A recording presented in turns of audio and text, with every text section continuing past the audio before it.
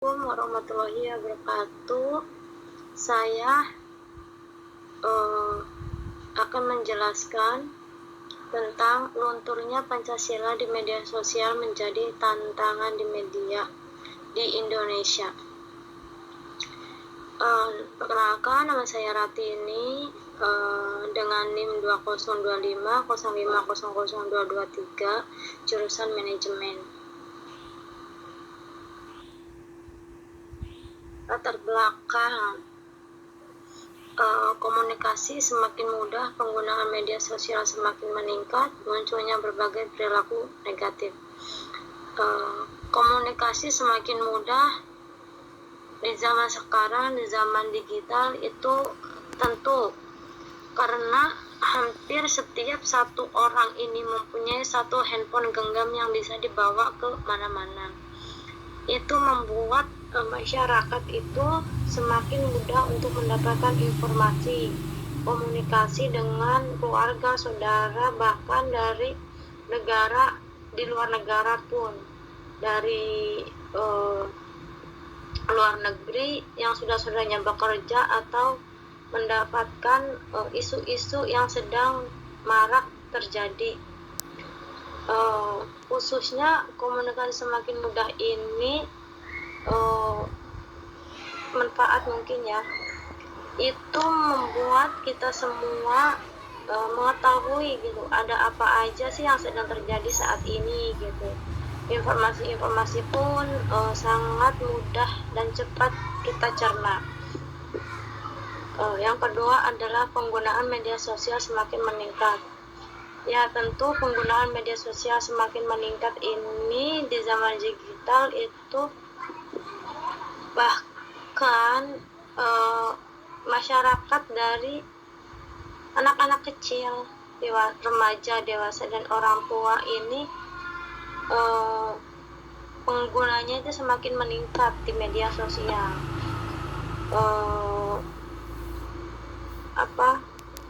Bahkan aplikasi-aplikasi yang sekarang ada pun itu menjadi pengaruh kuat untuk masyarakat ini menggunakan sosial media. Bukan hanya untuk mengetahui informasi apa, tapi mereka juga kadang membuat berbagai informasi sendiri dan memberikan berita-berita yang dialami oleh mereka sendiri. Munculnya berbagai perilaku negatif. Nah, ini menjadi PR kita semua ya.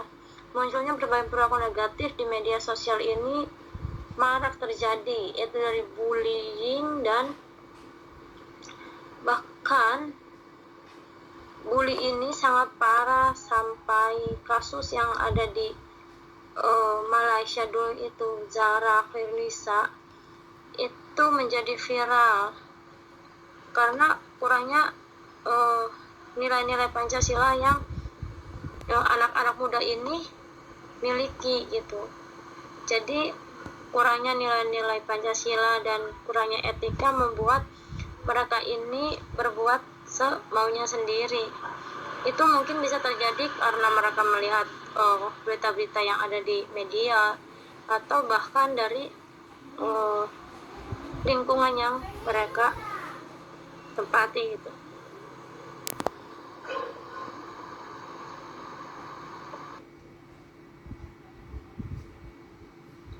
Tujuannya memahami perilaku dalam bermedia sosial, menganalisis tantangan Pancasila, memberikan solusi dalam bermedia sosial. Memahami perilaku dalam bermedia sosial. Tentu kita semua sebagai masyarakat harus memahami perilaku dalam bermedia sosial. Kenapa sih harus memahami perilaku dalam bermedia sosial?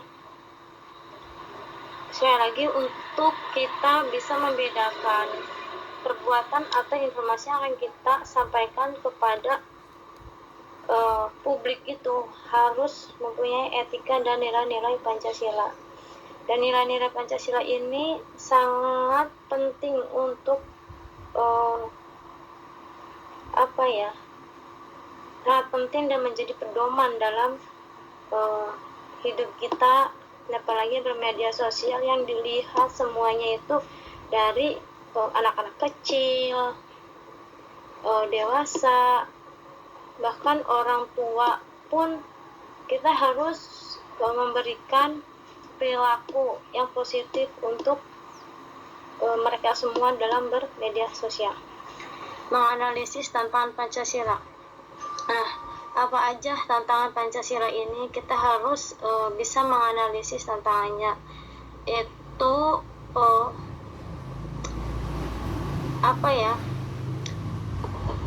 budaya-budaya asing yang masuk ke Pancasila ini menjadi salah satu tantangan terbesar kita, khususnya di Indonesia, itu seperti K-pop yang sudah masuk ke Indonesia, terus kayak ke barat-baratan itu pakaiannya yang sebenarnya sangat bertolak belakang dengan nilai-nilai yang tercantum dalam Pancasila, yaitu dari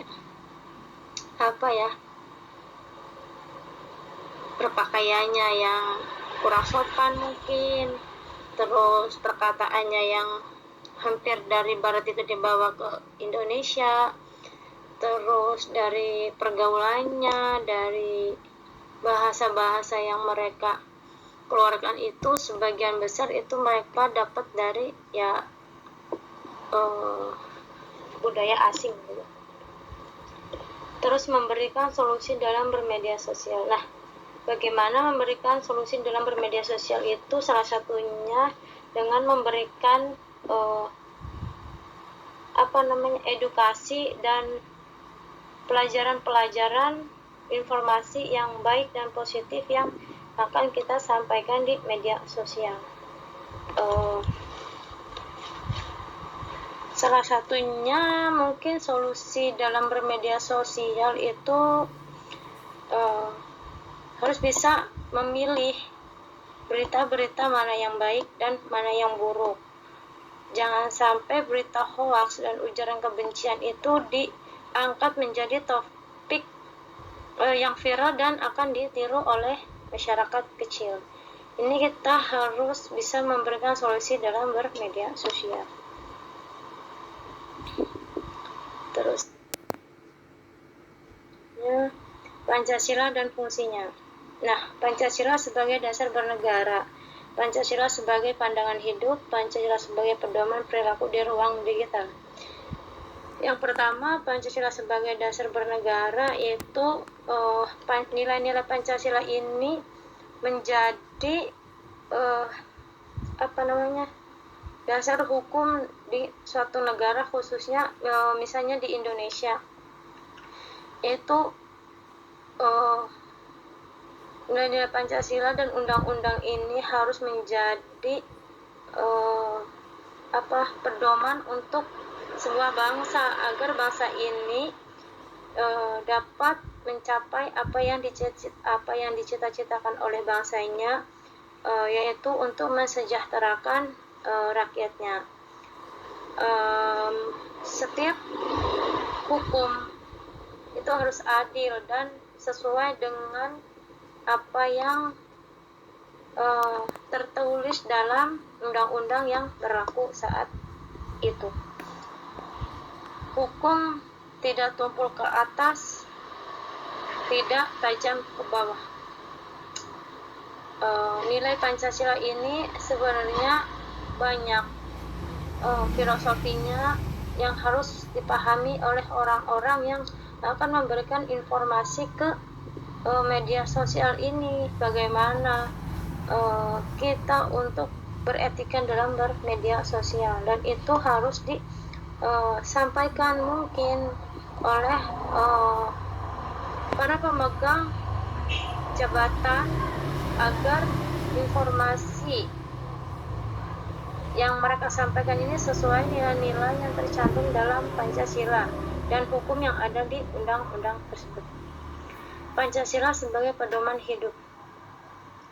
Tentu kita sebagai masyarakat harus menanamkan nilai-nilai Pancasila ini dalam diri kita untuk hidup untuk individu, keluarga, masyarakat, dan negara. Jadi kalau kita mempunyai nilai-nilai Pancasila dalam hidup atau pandangan hidup, pasti kita akan mempunyai kehidupan yang layak, etika yang baik yang akan kita etika yang baik yang ada dalam diri kita ini akan kita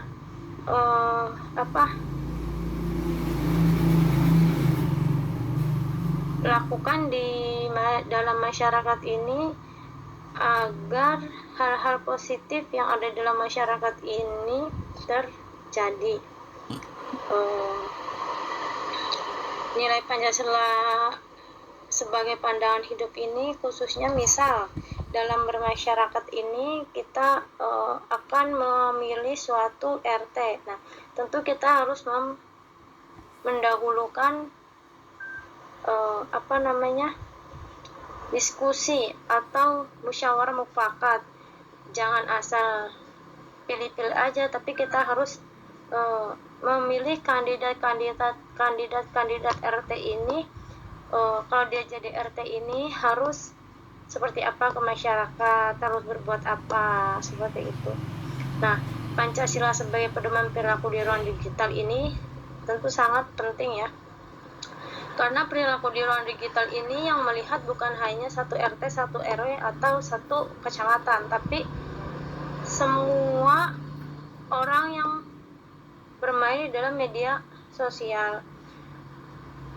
Bahkan ini udah ke pancanegara. Jadi nilai-nilai Pancasila ini sangat penting untuk kita miliki, dan perilaku yang kita miliki dan perilaku yang akan kita lakukan di ruang digital. Jadi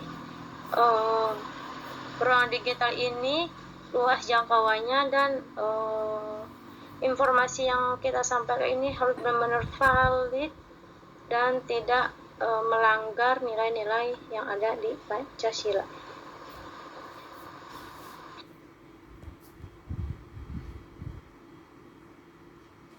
Pandangan Pancasila oleh para tokoh. Para tokoh dan pakar memandang media sosial ibarat pisau bermata dua. Di satu sisi menjadi sarana berbagai informasi, dan di sisi lain dinilai mempercepat runtuhnya nilai-nilai Pancasila akibat maraknya penyebaran hoaks, ujaran kebencian, polarisasi politik, dan menipisnya kesadaran beretika di ruang digital. Salah satunya oleh Ibu Alisa Wahid dari tim ahli gugus tugas nasional revolusi mental. Beliau menekankan bahwa masyarakat, khususnya generasi muda, tidak boleh bersikap santai seolah eksistensi Pancasila ini sudah aman. Nah, sekali lagi untuk generasi muda ini, apalagi sekarang dunia digital itu tersebar luas, dan bahkan hampir mayoritas generasi muda ini menggunakan sosial media. Jadi bersosial media itu harus mempunyai etika dan perilaku yang baik, yang positif, dan harus tertanam di dalamnya itu nilai-nilai Pancasila, karena generasi muda ini menjadi penerus bangsa, yaitu pemimpin-pemimpin bangsa yang akan mengambil sebuah keputusan gitu. Tentunya keputusan untuk bukan hanya keputusan negara sendiri, tapi juga menjadi keputusan luar negeri. Contoh ringannya seperti bermedia sosial ini, kita harus membuat atau membuka forum edukasi khususnya untuk generasi muda, bagaimana bersikap dan memberikan perilaku yang positif di media sosial. Yang kedua dari dosen dan pakar komunikasi UGM Universitas Gadjah Mada.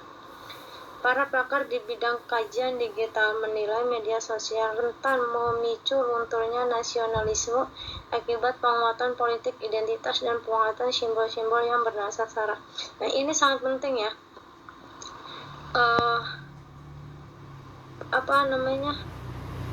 isu SARA ini. Kenapa? Ini pernah terjadi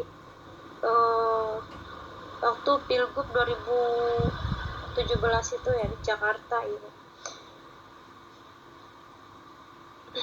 Sebenarnya isu SARA ini semakin kesini itu udah semakin jarang ya terjadi gitu. Jadi ini udah menjadi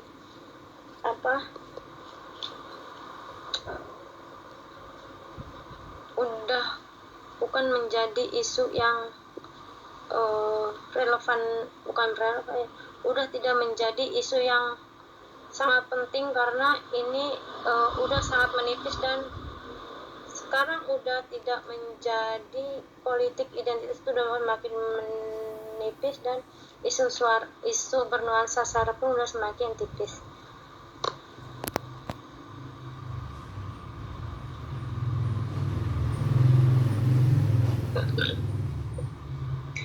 Etika bermedia sosial. Norma dan perilaku penggunaan media sosial yang bertanggung jawab. Nah, etika bermedia sosial adalah menjadi PR dan harus dilakukan oleh semua kita yang mempunyai media sosial, bahkan terjun dalam media sosial. Etika ini sangat penting. Jadi etika ini sangat penting. Jadi kita ini harus paham bagaimana mendapatkan atau memberikan informasi mana yang baik dan mana yang buruk. Mungkin hanya ini yang bisa saya sampaikan. Sebelumnya terima kasih dan salam. Saya Ratini dari Universitas Siber Muhammadiyah. Wassalamualaikum warahmatullahi wabarakatuh.